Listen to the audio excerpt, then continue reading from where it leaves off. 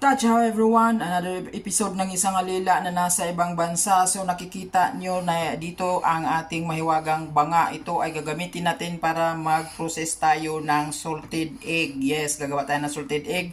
Ang salted egg ay gawa yan sa itlog ng pato. So ito ay gagawin natin ngayon. Ganito lang yung pagproproseso ng paggawa ko dahil ayaw ni amo na bibili na lang ako ng ready to cook na lang sana. Gusto niya ipoprocess ko. Kaya mag-taste muna siya ng 21 days to 30 days bago natin ito maluluto kasi ibababad natin ito sa asin. Here's how. Dito, meron tayong 8 piraso ng itlog ng pato. So, ito ay huhugasan lang natin ito para malinis at ilagay natin dito sa ating mahiwagang banga. So, pagkatapos natin malinis yung ating itlog ay maglalagay na tayo ng ating tubig. Dalawang ingredients lang yan. Siyempre, tubig lang. Itong tubig natin na mahiwaga ay galing ito sa purified na water. So, tansya-tansya lang yung paglagay natin ng tubig at yung ating ilalagay din na asin.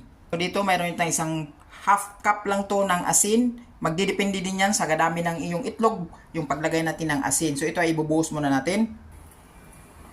Yan, at halu-haluin muna natin yan. Tansya-tansya lang ang lahat ha. Gumamit ka ng chopstick, ng magic. Yan. Kailangan marami ang asin.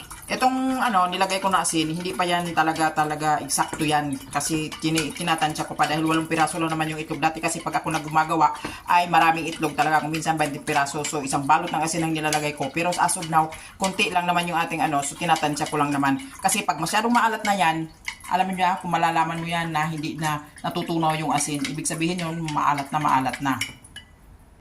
So, tinikpan natin at medyo nakukulangan pa ako. So, gagawin natin dalawang ganito na cup na Basta lahat yan ay tansya-tansya lang ha, okay?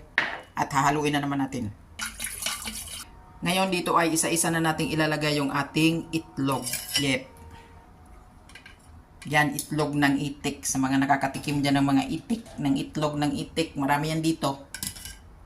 So ayan na, nababad na natin yung ating itlog at tayo ay maghihintay lamang ng 21 days to 30 days yan bago natin siya pwedeng maluluto para mag-absorb lahat. Kasi the longer mo siyang binababad, the more siya na mag-oily later on yung ating yolk ng ating salted egg. So ito, ipipreserve muna natin ito and see you again next kung magluluto na tayo at kung okay na yung kanyang pagka-process. Zaijian!